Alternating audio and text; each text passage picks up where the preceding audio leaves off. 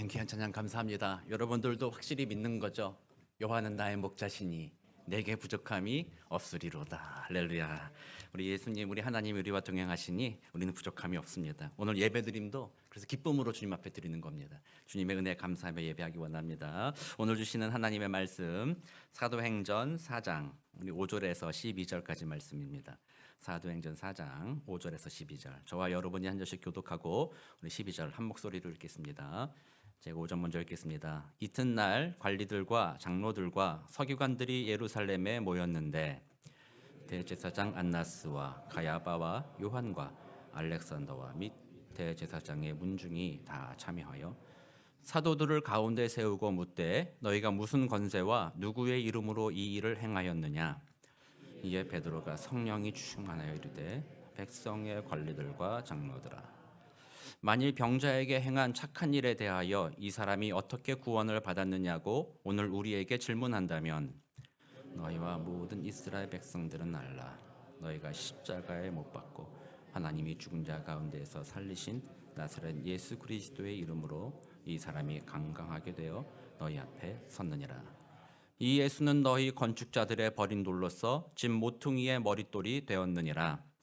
다른 이로서는 구원을 받을 수 없나니 천하 사람 중에 구원을 받을 만한 다른 이름을 우리에게 주신 일이 없음이라 하였더라. 아멘. 아멘. 우리 계속해서 사도행전 이렇게 묵상해 보면서 예수 그리스도를 나의 구주로 고백한 사람들이 어떤 삶의 태도를 보여주었는가, 또 그것을 통해서 어떻게 복음이 선포되어지고 믿는 자들이 많아지며 교회가 부흥하게 되었는가 살펴보고 있습니다. 성전에서 걷지 못한 자들을 고쳐주었고 그 사람들에게 이상한 일이 생겼구나, 무슨 일인가 몰려든 사람들에게 예수 그리스도의 부활을 선포한 이 베드로와 요한을 비롯한 사도들이 붙잡혀 갔습니다. 그러나 우리가 지난주에 읽었던 것처럼 그들이 붙잡혀 갔으나 이상하게도 그 예수를 믿는 사람들이 남자만 5천 명이 되었다라는 기록이 있습니다. 참 특이한 일이라고 말씀을 드렸죠. 어떻게 그런 일이 일어날 수 있었다고 말씀을 드렸어요? 그들이 전하는 메시지와 그들이 보여주는 태도가 일치했다라는 거죠. 그들이 예수를 믿음으로써 변화된 삶을 보여주었다는 겁니다. 아시다시피 사도들이 어떤 사람들이었어요? 어부였고 또 세리였고 어떤 사람은 열심당원이었고, 그래서 이 종교 지도자들이 보았을 때 또는 보통의 유대인들이 보았을 때 경건하다거나 뭔가 주목할 만한 그런 특징을 가진 사람들은 전혀 아니었던 사람들이었죠. 어부로서 지내면서 거친 태도를 가졌을 것이고 어떻게 보면 입도 좀 우리가 거칠지 않았었겠는가 그런 생각을 하게 되는데, 그들이 예수 그리스도를 만나고 난 이후로부터는 그들의 말이나 그들의 태도가 완전히 달라진 것이었죠. 그래서 이날 그들의 병을 고쳐주며 그들에게 복음을 선포했던 이 제자들이 보여주었던 그들의 삶의 태도가 무엇이었어요? 우리가 그동안 여러 번 계속해서 반복해서 말씀 나눴던 것인데 공감하는 태도였다는 거죠. 또 다른 사람을 존중하는 태도였다는 것이었고 또 포용하는 것이었습니다. 그리고 지난주의 말씀은 참된 용기를 가지고 있었다라는 거죠. 그래서 참된 용기라는 것은 나설 때 나서고 뒤로 물러날 때 물러나는 것이 용기라고 했잖아요.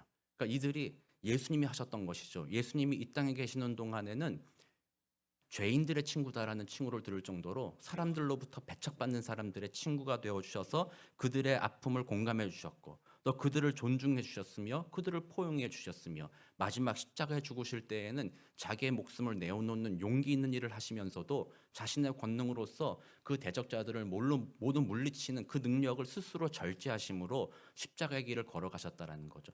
그게 진정한 용기라는 것입니다. 바로 그 예수님이 그런 가치들을 몸소 보여주셨고 부활하신 예수님을 만난 제자들이 보았을 때 예수님이 하신 말씀과 보여주신 태도가 정말로 우리를 살리는 길이구나, 그것이 진리구나, 그것을 깨닫게 되므로 제자들이 단지 주님이 부활하셨다라는 그 진리를 선포하는 것에 그치지 않고 선포하는 태도조차도 변화된 삶으로 보여주었다라는 거죠. 그러므로 그들이 붙잡혀 갈 그때에도 그들의 그 겸손함과 그들의 그 권위, 그 용기, 사람들이 그것을 보면서 저들이 전하는 메시지가 진리가 맞구나 이런 마음으로 그들이 예수를 믿기 시작했다라는 거예요. 그러니까 우리가 이 땅을 살아가며 그리스도인으로 살아간다라는 것은 세상 속에 빛과 소금이 된다라고 말할 때에 빛과 소금은 단지 세상에 나가서 예수 그리스도를 믿어야 천국 갑니다. 그리고 예수 그리스도가 구주십니다. 그것을 전파하는 것, 단지 그것에 멈추지 않고 그 메시지를 전하는 우리들의 삶으로서 그리스도의 제자됨을 보여주는 것이죠. 이러한 가치들을 보여주는 삶을 살아가는 것, 그것이 바로 그리스도인들이라는 것이고, 그런 태도를 통해서 세상 속에 우리는 빛과 소금으로 살아간다라는 거죠. 그래서 우리가 요즘에는 제가 좀 말씀을 많이 안 드렸지만 저도 좀 돌아보면서 반성하고 회개하기도 합니다만, 세상 속에서 우리를 바라볼 때 어떻게 평가하겠는가입니다. 저 목사 보니까 예수 그리스도의 그 복음이 진짜인 것 같아. 저 목사 보니까 저 사람은 저 믿는 바, 그가 말하는 바대로 참 사는 사람 같아. 그렇게 살아왔는가? 아니면 말하는 것과 나의 삶의 일상의 삶이 분리되어서 다르게 살아가고 있는가 돌아보면서 참 나의 부족함과 우리들의 죄인됨을 다시 한번 보게 되는 것이죠. 그래서 우리는 다시 한번 오늘 주님의 은혜를 구합니다. 예수 믿었다고 한다면, 그리스도인들의 특징이라면, 그리스도인들이 세상 속에 보여주어야 되는 것이라면 바로 이런 태도들, 공감과 존중과 포용과 참된 용기를 이 세상에 보여주는 그리스도인들로 살아가야 된다는 것이죠. 여러분들이 끊임없이 그것을 묵상해 보아야 합니다. 오늘 제가 여러분들과 나눌 이야기의 결론 부분도 바로 그것입니다. 이런 것들을 계속 생각해 보면서 삶의 현장에서 구체적으로 적용할 때 그것을 생각해보고 적용해보는 훈련들을 해나가는 것입니다. 그게 그리스도인들이라는 것이죠. 세상 사람들은 별로 이런 거 중요하지 않습니다. 만약에 내게 유익이 있다면, 내게 이익이 된다면 다른 사람에게 공감하고 존중하고 뭐 그런 척은 할 수도 있습니다만, 내게 유익이 되지 않는다고 한다면 세상 사람들은 그런 특징을 보여주지 못합니다. 그러나 예수 그리스도 믿는 우리들은 우리들에게 유익이 안 된다 할지라도, 세상 사람들이 너같이 바보같이 살아 이렇게 모욕한다 할지라도 우리들은 예수 그리스도를 믿었기 때문에 새로운 사람이 된 사람들이죠. 주님 앞에서 이러한 가치들을 삶의 중요한 가치로 여기며 이 땅을 살아가는 자들이 바로 그리스도인들이다라는 것입니다. 그래서 우리 다시 한번 우리 토렌 선한 목자교회 성도님들, 우리 모두가 사우스베이 지역에 그리스도의 빛과 소금이 되기를 축원합니다. 사우스베이 한인들이 지나가다가 우리 만나면 토렌 선한 목자교회 성도님이신가 봐요. 어떻게 알았어요? 참 나이스하신 것 같아요. 다른 사람과 달라요. 뭐 그런 거 있잖아요. 우리가 그런 걸 소망하는 겁니다. 정말 그 믿음으로 살게 되기를 소망합니다. 오늘 이제 본문 내용을 좀 살펴보면요, 그렇게 잡혀갔는데 용기 있게 뭐 잡혀갔죠. 잡혀갔는데 사람들이 예수를 막 믿고 놀라운 일들이 일어났습니다. 그날이 저녁이었으므로 이 종교 지도자들이 공의회를 열 수가 없었습니다. 그래서 그들을 하룻밤 붙잡아두고 다음 날이 새자마자 종교 지도자들이 다 모입니다. 오늘 본문에 보면 그 사람들이 관리들, 장로들, 서기관들, 또 대제사장 안나스와 가야바와 요한과 알렉산더와 및 대제사장의 문중이 다 참여하여라고 되어 있습니다. 있는 것도 벅찰 정도입니다. 그 사람들이 그 유대교회 종교 지도자일 뿐만 아니라 그 유대교회 국가의 지도자들이라고 말할 수 있는 사람들이죠. 그래서 이건 사내들인 공의회라고 말하는데, 이 공의회는 유대인들에게 있어서 가장 권위를 가지고 있는 모임이기도 합니다. 거기서 결정하는 것들이 나라의 운명을 좌지우지하는 것이죠. 지금 비록 로마의 식민지에 있었기 때문에 공의회에서 사형은 선포할 수 없습니다. 그들이 돌로 쳐 죽인다 이것도 할 수 있지만 직접 죽일 수는 없었죠. 그래서 로마에게 사형을 언도해달라, 그래서 로마의 십자가형을 죽이고 막 이렇게 했었지만, 어쨌든 유대인들에게 이 공의회는 상당한 권위를 가지고 있는 것이며 한 사람의 생명을 죽일 수도 있고 살릴 수도 있는 그런 대단한 권위를 가진 것이 바로 이 산헤드린 공의회입니다. 사도들이 그 앞에 불려간 것입니다. 그리고 오늘 보면 어떻게 했어요? 그 사람들이 대단한 사람들이 앞에 앉아 있고 사도들을 가운데 세워놓고 물어본다고 했습니다. 분위기가 어떨 것 같습니까? 하다못해 여러분들이 이제 우리 교회 당회에서 좀 결정할 일이 있습니다. 당회원들 앉아 있을 테니까 오셔가지고 하실 말씀 있으면 앞에 나서 좀 해보십시오. 이러면 여러분들도 그것도 좀 부담스럽지 않으세요? 좀 그 정도도 부담스럽잖아요. 근데 이거는 그것보다 훨씬 더 권위가 있는 거예요.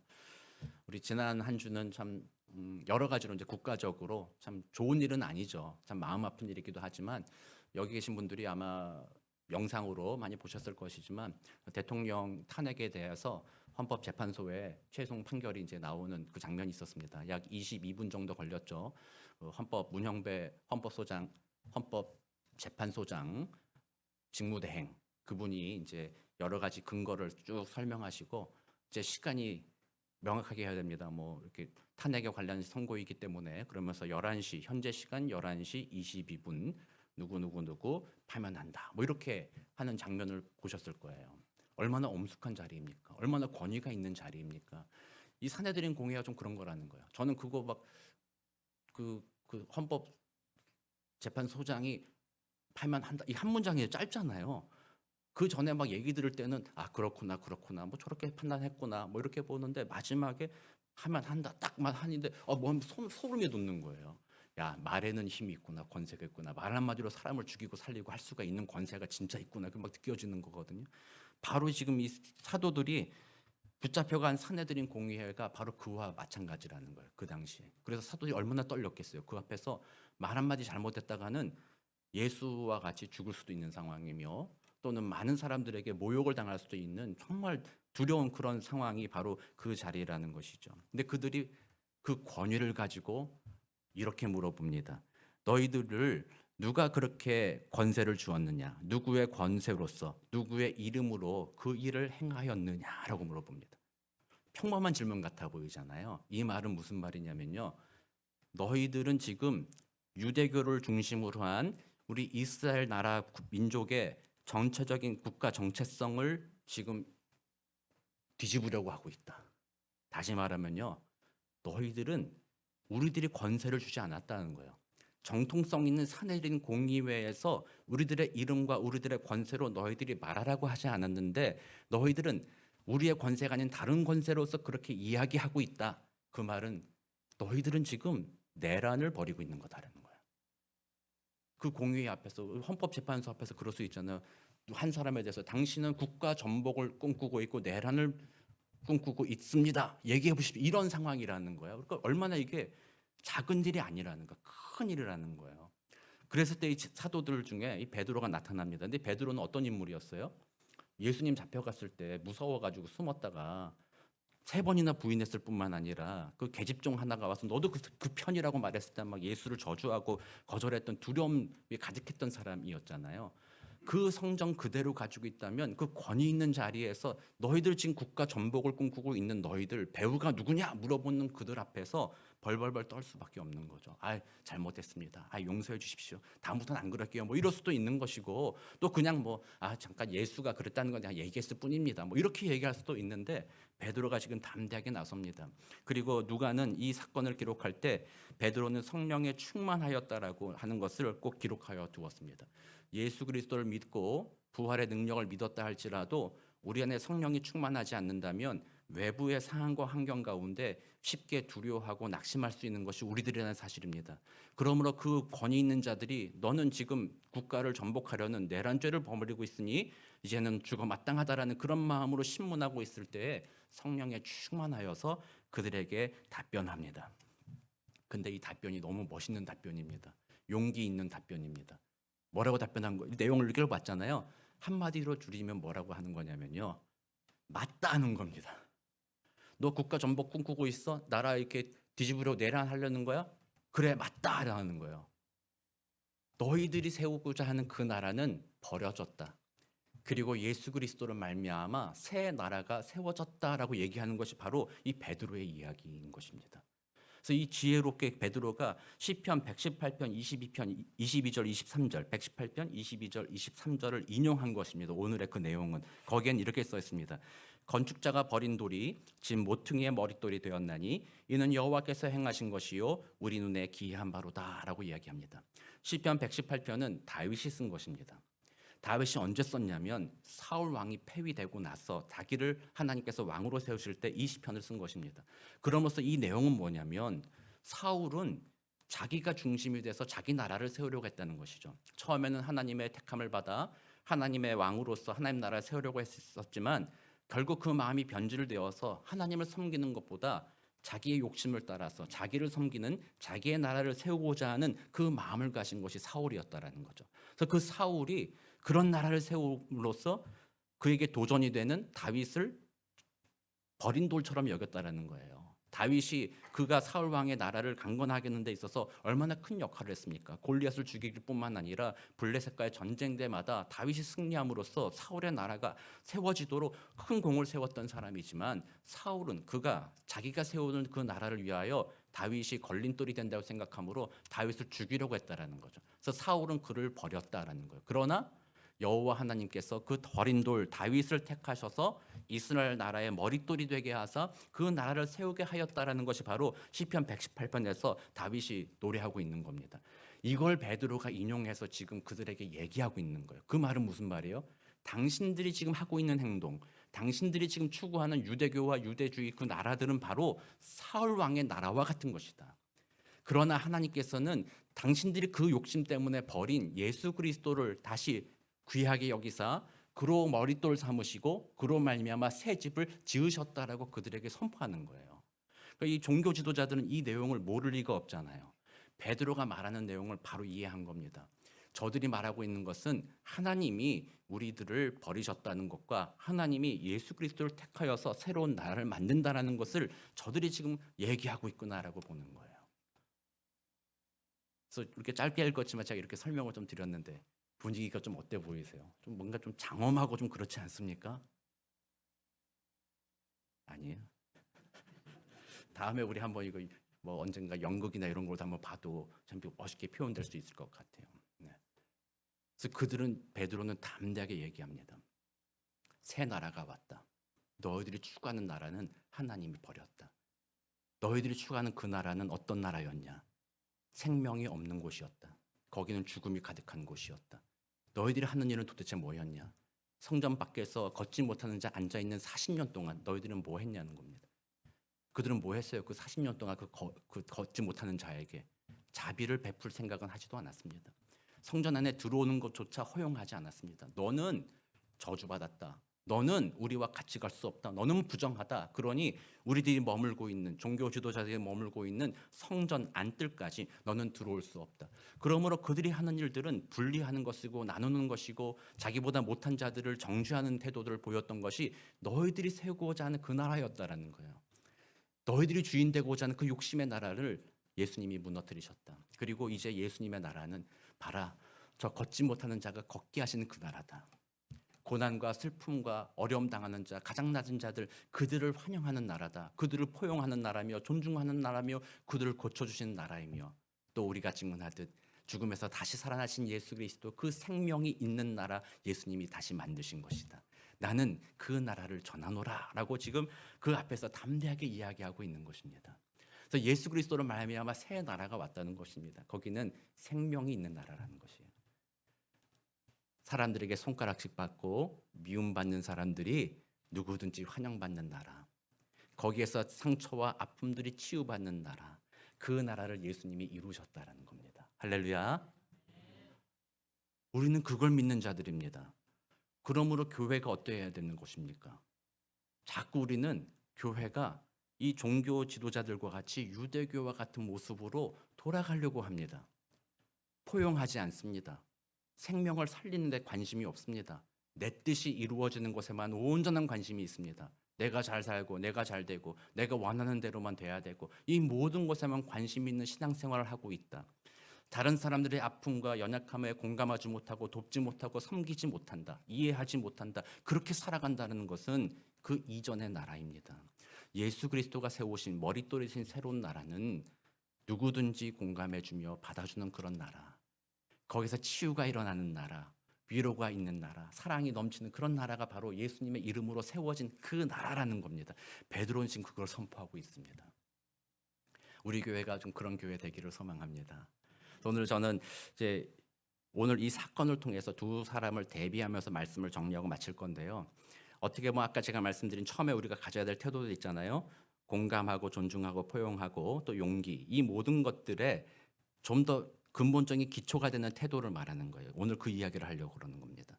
첫 번째로 이 종교 지도자들의 태도를 먼저 생각해 보고요.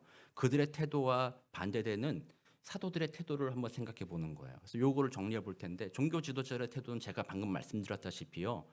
그들은 자기들의 나라를 세우기를 원했어요. 그 말은 자기들이 원하는 대로 되고 싶어 했다라는 거예요. 문제는 이겁니다. 여러분들도 한번 잘 생각해 봐야 돼요.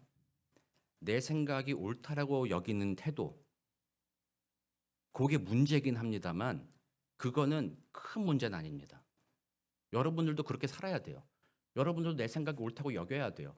어떤 분들은요, 그 우유부단하신 분들 있잖아요. 내 생각은 아니야. 그래서 맨날 자기 주장을 하지 못해요. 다른 사람 얘기만 계속 들고 끌려다니는 경우들이 있어요. 그런 것도 올바른 것은 아닙니다. 내 생각이 옳다는 것은 우리가 품고 있어야 됩니다. 그러나 그 당시 내 생각이 옳다라고 했을 때 다른 사람의 생각도 옳을 수 있다라는 마음으로 대화하는 거예요. 그렇게 되면요, 증거가 내가 가지고 있는 증거와 제한적인 지식으로 내가 옳다고 판단했던 것이 다른 사람이 다른 증거와 다른 지혜로서 설명하면 아, 내가 틀렸구나 알 수 있어요.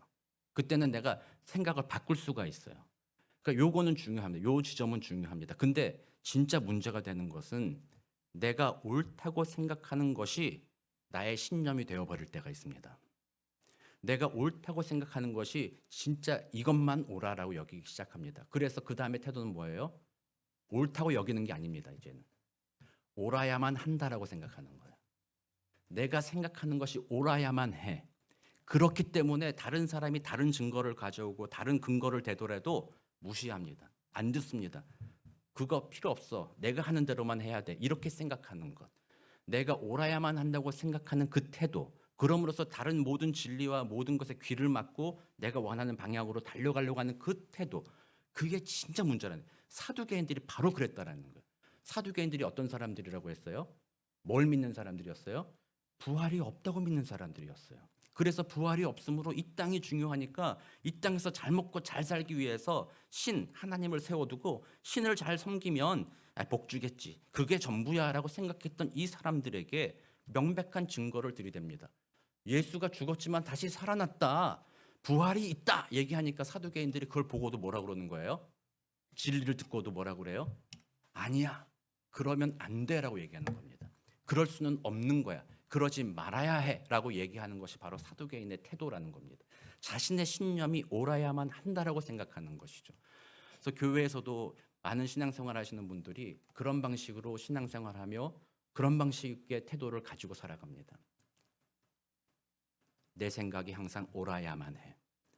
다른 사람의 이야기를 듣지 않습니다. 결국에는 성경도 듣지 않습니다. 제가 말씀드린 존중과 포용, 공감, 자기 희생, 용기, 이 모든 것을 아무리 들어도 그건 필요 없어. 내가 살아온 방식이 있어. 이렇게 살아야지 인생이 편안하거든. 이렇게 사는 것이 옳아야만 해라고 생각하며 자신의 삶을 돌아보고 그 하나님의 말씀과 그리스도인의 증거로서의 삶을 끊임없이 생각하고 가려고 하는 마음이 없이 이미 마음이 닫혀서 지금까지 내가 그렇게 살아와도 아무 문제 없었어. 존중 안 하고 존중할 필요도 없고 공감 안 하고 그냥 뭐 내 맘대로 살아도 지금까지 아무 문제 없고 지금까지 얼마나 잘 살았는데 내가 어찌 이제 와서 뭐 그 말씀대로 살겠어. 이 마음으로 내 삶이 옳아야만 돼 하는 그 고집으로 살아가는 경우들이 많다라는 거예요. 그리스도인들이. 그러니까 주일날 말씀을 들을 때에는 아 그럴 수 있지 그래 그게 좋겠지라고 이야기하지만 삶의 현장에 들어가는 순간부터는 그것과 전혀 상관없는 이율배반적인 삶을 살아가기도 한다라는 거죠. 이게 정말로 안타까운 일들입니다. 성도님들의 그리스도인들의 삶이 주님의 말씀 중심이라고 늘 말하면서도 말씀 중심이라고 할 때는 교리를 따질 때가 말씀 중심입니다. 교리적으로 맞나 틀리나 그거는 말씀 중심으로 잘 따지면서 삶의 자리에서 그 말씀대로 순종하며 사느냐 아니냐 이런 것은 별로 관심을 갖지 않는다라는 것이죠. 한국의 한 교수님이 뭐 이런 이야기도 했습니다. 이건 세상적으로도 삶의 지혜이기도 하는데요. 한 교수님이 이런 이야기를 해요. 해방된 어른 자아를 가져라라고 얘기해요. 해방된 어른 자아를 가져라. 그 반대는 뭐냐면요. 부모님 자아 아니면 어린 아이 자아를 가지고 지낸다는 거예요. 대부분의 사람이 이런 것을 가지고 살다 보니까 삶에 재미가 없고 삶의 관계가 무너지고 몸이 건조하고 참 힘겨운 삶을 산다라는 거예요. 그래서 해방된 어른 자아를 가졌을 때 관계가 회복되고 기쁨이 있다라고 얘기해요. 근데 그게 무슨 의미냐면요. 쉽게 말하면 생각하지 않는 삶이라는 거예요. 우리 부모 세대들에게 우리가 많은 어떤 경우 학대를 받기도 하잖아요. 어릴 때 매를 많이 맞았다거나 학대를 좀 당하고 자라오기도 했어요. 그래서 우리들 말로는 그렇죠. 나는 부모가 되면 절대로 우리 애들 안 때릴 거야. 뭐 이렇게 마음 먹잖아요. 근데 어느 날 돌아보니까 어떻게 돼 있어요? 나의 아이를 때리고 있는 나를 본다라는 거예요. 그게 부모님 자아라는 게 바로 그거라는 거예요. 어릴 때부터 부모한테 보고 배운 것들이 그냥 내 삶에 각인이 되어서 아무런 필터를 거치지 않는 채 그냥 그대로 행동하는 것이 부모님 자아라는 거예요. 어린아이 자아는 뭐냐면요. 어린아이와 같이 자신의 감정, 자신의 기분을 필터 없이 그대로 표출하는 것이 어린아이 자아라는 거예요. 애들은 다 그렇잖아요. 기분 좋으면 웃고 슬프면 울고 이게 애들이잖아요. 그런 자아로 살아간다는 거예요. 그러나 해방된 어른 자아라는 것은 바로 그 부모님 자아나 어린아이 자아로부터 해방됐다는 거예요. 풀림 받아서 어른이 되었다라는 거예요. 이 어른이 됐다라는 걸 말할 때 그분이 하는 얘기는 그거예요. 생각할 수 있는 능력이 있다는 거예요, 어른은. 그래서 현실을 바라본다는 거예요. 오늘 현실. 우리 아이를 바라보면서 내가 이 아이를 훈육해야 되는데 옛날 같으면 생각해보고 이렇게 하는 것이 올바르겠다 생각하지 않고 그냥 부모님한테 했던 것처럼 너 그러면 넌 매가약이야 매가약 매매한 대 맞아 이런 식으로 행동하는 것이 부모님 자아인데 어른 자아는 무조건 매를 드는 것이 아니라 어떻게 하는 것이 이 아이를 바르게 훈육하는 것인가를 생각해보는 시간을 갖는다라는 거예요. 어린아이 자아도 버리는 것을 바로 그러하는 거예요. 내게 들어온 기분 나쁜 것과 감정들을 한번 생각해 보는 시간을 갖는다라는 거예요. 그럼으로써 올바르게 판단하고 합리적으로 판단해서 어른처럼 행동한다라는 거죠. 감정을 그대로 표출하지 않는다라는 거죠. 올바르게 표출할 수 있다라는 것이 그분의 이야기예요. 그게 해방된 어른 자아라는 이야기를 해요. 그러나 그리스도인들에게도 이러한 태도가 성경에서 끊임없이 얘기하는 태도이기도 해요. 여러분들의 삶을 직관적으로 그냥 감정적으로 막 살아가라는 것이 아닙니다. 여러분들은 삶의 현장에 부딪힐 때에 생각하라는 겁니다. 하나님의 뜻이 무엇인가? 하나님의 말씀이 무엇인가? 그래서 한 발짝 물러나서 제가 지난주 새벽 예배 설교도 했지만 물러나서 다윗과 같이 주님 앞에 기도하는 겁니다. 내가 힘들고 어려울 때 있으면 내가 참지 못할 분노에 사로잡힌다거나 참지 못할 감정에 사로잡혀 있을 때에는 즉각적으로 반응하는 것이 아니라 한 발 물러나 주님 앞에 고백하는 겁니다. 주님 너무 힘이 듭니다. 주님 왜 이렇습니까? 고백하고 기도하는 것입니다. 그리고 내가 너무 기쁠 때에도 막 나 혼자 잘난 척하고 내가 다 했어 이런 것이 아니라 한 발짝 물러나서 주님 앞에 기도하며 주님을 찬양하는 것입니다. 그런 마음으로 나의 감정을 생각으로 다스려가는 것. 그것이 그리스도인들의 신앙의 성숙의 의미인 것입니다. 여러분들이 신앙 성숙이라는 것이 성경적인 지식을 알고 뭘 암송을 많이 하고 교회 용어를 많이 알고 교회 봉사 많이 하고 이런 것들이 성숙이 아니라 성숙해 간다, 어른이 되어 간다, 믿음의 성인이 되어 간다라는 것은 바로 이런 것입니다. 주님의 말씀을 생각해 보는 것입니다. 그럼으로써 내 삶을 말씀에 합당하게 고쳐가는 태도가 바로 어른 같은 신앙, 성숙한 신앙이라고 말할 수 있는 거예요. 지금 이 종교 지도자들은요, 그런 걸 하지 않았다라는 겁니다. 생각하기를 싫어했다는 겁니다. 왜요? 생각하면 힘들어지니까. 부활이 있다고 인정하면 자기 힘들어지니까. 그러면 그동안 자기가 누렸던 모든 권세, 지금까지 살아온 모든 삶이 부정되니까 그렇게 하지 않으려고 했다라는 겁니다. 그게 완악함이고 교만함입니다. 그것이 패망의 선봉이 되는 것입니다. 그러므로 우리들 삶의 태도는요, 주님의 말씀 앞에 부드러워져야 되는 겁니다. 하나님 오늘 말씀하여 주옵소서. 나의 삶의 현장에서 내가 주님의 뜻에 따라 살아가야 될 방법을 알려주십시오. 내가 그 뜻을 따라 살도록 도와주십시오. 라고 기도하는 겁니다. 그러면서 우리는 이게 쉬운 일이 절대로 아니라는 거예요. 에너지를 진짜 소비하는 일들이에요. 쉽게 하려면 어떻게 해요? 기분 나쁘면 막 성질 내면 쉽잖아요. 운전할 때 끼어들면 빵빵 누르면 쉽잖아요. 어려운 일은 뭐예요? 끼어들었을 때 이거 안 하는 게 어렵잖아요. 이거 안 하고 참고 막 이랬을 때 입에서 막 나오는 거는 너무나도 쉽게 자연스럽지만 다 했을 때 이게 어렵잖아요. 이게 에너지가 소비되는 일이에요. 어른으로 살아간다는 거는요, 그런 방식으로 에너지를 쓰며 시간을 들이는 삶을 살아가는 것이 어른과 같이 살아간다는 거거든요. 신앙의 성숙이 바로 그거라는 거예요. 여러분들 삶의 자리에서 내가 하고 싶은 대로, 내가 원하는 대로, 내 기분대로 막 이렇게 걸어가고 싶을 그때에 잠깐 참는 겁니다. 그리고 말씀을 기억해 보는 것입니다. 이렇게 해야 되는구나. 하나님이 나를 돌이키라고 하시는구나. 이렇게 살라고 하시는구나. 그것을 생각해 보면서 돌아가는 것입니다. 그게 바로 성숙이라는 거예요. 사두개인들이 보여준 것은 자기중심적이었기 때문에 그런 시간을 가질 수가 없었다라는 것입니다. 그저 모든 사람이 적이 될 뿐입니다. 그러므로 오늘 여러분들이 다시 한번 마음을 생각해 보아야 합니다. 나는 주님의 집을 세우고 있나? 나의 집을 세우고 있나? 대부분 자기 집을 짓고 있습니다. 내가 원하는 것 하나님이 이루어 주시고 내가 원하는 대로만 되기를 원하고 내 뜻이 다 옳아야만 하고 하나님이 말씀하시는 이거 살다가는 망하게 생겼어. 그렇게 살 수 없겠어. 이렇게 하나님을 이미 판단해버리는 나의 집을 짓고 살아가는 사두개인과 같은 종교 지도자들과 같은 그런 종교 생활을 하고 있을 수도 있다는 것입니다. 돌아보는 것이죠. 다시 한번 돌아보는 것입니다. 그리고 그 다음 사도들과 같이 그 메시지로 돌아가는 것입니다. 그리스도를 머리로 한다는 것입니다. 너희들이 버린 예수 그리스도를 나는 다시 모셔온다. 너희들은 자기 욕심대로 살기 위해서 예수님의 희생과 헌신과 그분의 말씀을 헌신짝처럼 버려버렸지만 나는 영원한 생명 대신 부활하신 주님을 만났으므로 그분이 어떤 것보다 존귀하며 귀하다. 그러므로 그분을 나의 인생에 그분의 집을 짓기 위해 머릿돌로 그분을 받아들인다. 그분을 머릿돌로 받아들인다라는 거는요, 두 가지 의미가 있어요. 하나는 그분을 의지한다는 겁니다. 내가 힘겹고 어려울 때, 내가 고통의 순간 다가왔을 때 나는 그분을 의지한다. 그분이 부활 생명 주셨으니 나는 그분으로 말미암아 이 고통 가운데서도 승리할 수 있다. 이길 수 있다. 그분을 의지한다는 것이 머릿돌 첫 번째 의미. 두 번째 의미는 그 머릿돌과 연결된 집을 짓는다는 것입니다. 그 말은 머릿돌과 닮은 집을 지어간다라는 것입니다. 머릿돌은 머릿돌이고 나는 나야 이게 아니라 주님이 하셨던 것처럼 내가 그렇게 살겠다라는 겁니다. 그게 주님을 나의 머릿돌로 삼는 것입니다. 오늘 베드로의 답변 중에 4장 9절에서 베드로는 교묘하게 이렇게 표현합니다.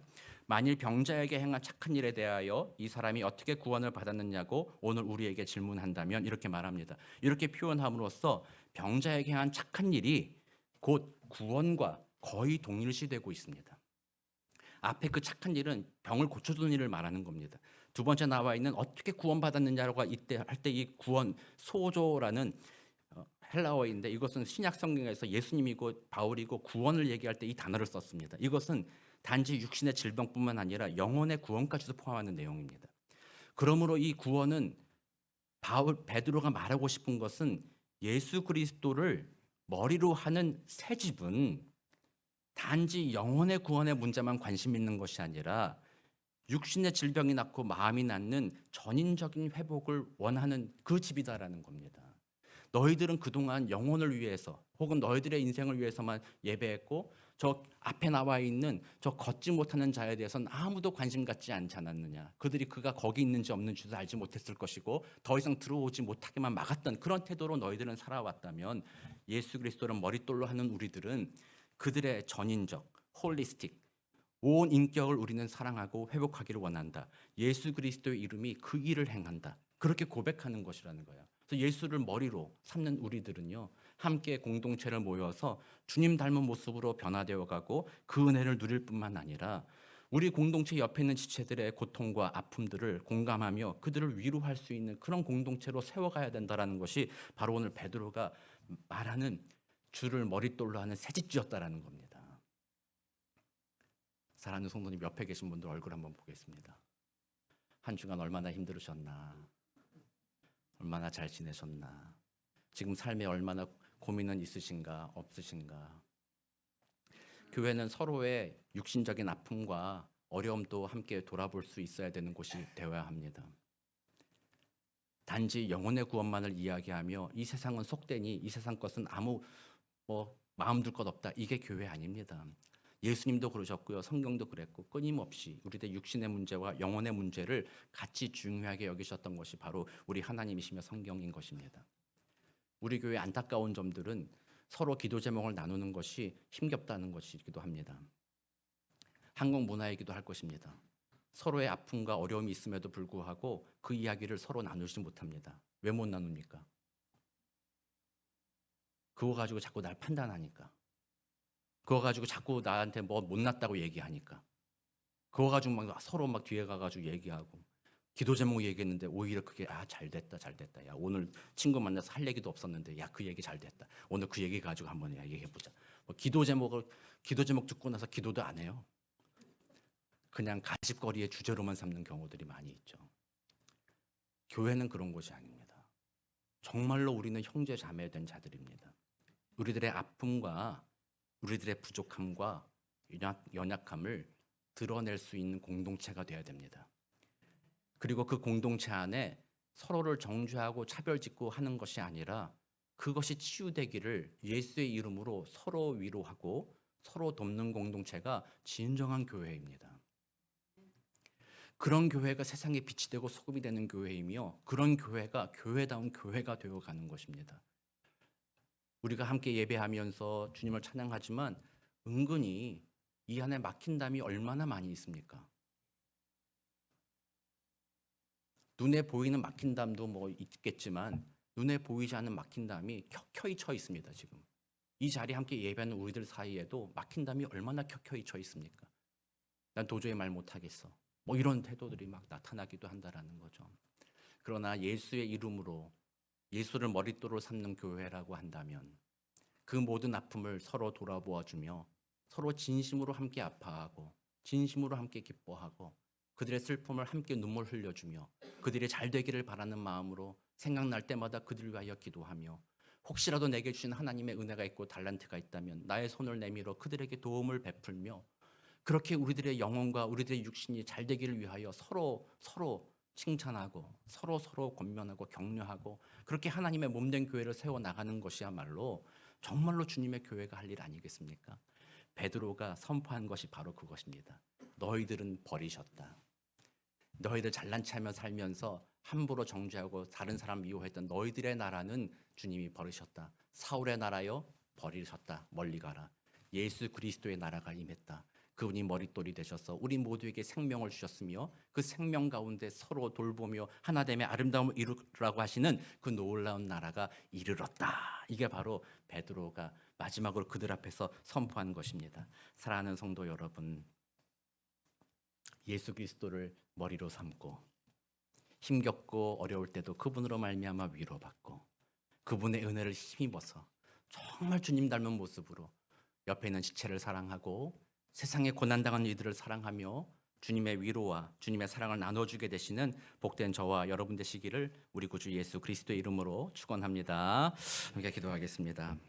사랑과 은혜가 많으신 아버지 하나님, 우리들의 죄악을 주님 앞에 자복하고 회개합니다. 예수 믿고 구원받았다고 말하면서도 우리는 여전히 예수님을 버린 돌처럼 여겼습니다. 예수님의 그 사랑을 의지하지 못할 때도 많이 있었고 예수님 닮은 것과 같이 서로 섬기며 서로 돌보며 서로 위로하며 하나님을 더욱 이루어가지 못했던 때도 참 많았습니다. 그러나 하나님 간절히 원합니다. 다시 한번 오늘 우리 주 예수 그리스도가 우리들의 마음에 머릿돌 되어 주시기를 간절히 구합니다. 그러므로 우리들의 마음에 위로를 얻고 새 힘을 얻게 하여 주옵시며 그 은혜로서 이번 한 주도 옆에 있는 지체들을 사랑으로 섬기며 위로하는 복된 주님의 축복의 통로로 살아가도록 주님 도와 주옵소서. 감사드리며 살아계신 우리 구주 예수 그리스도의 이름으로 기도드립니다. 아멘.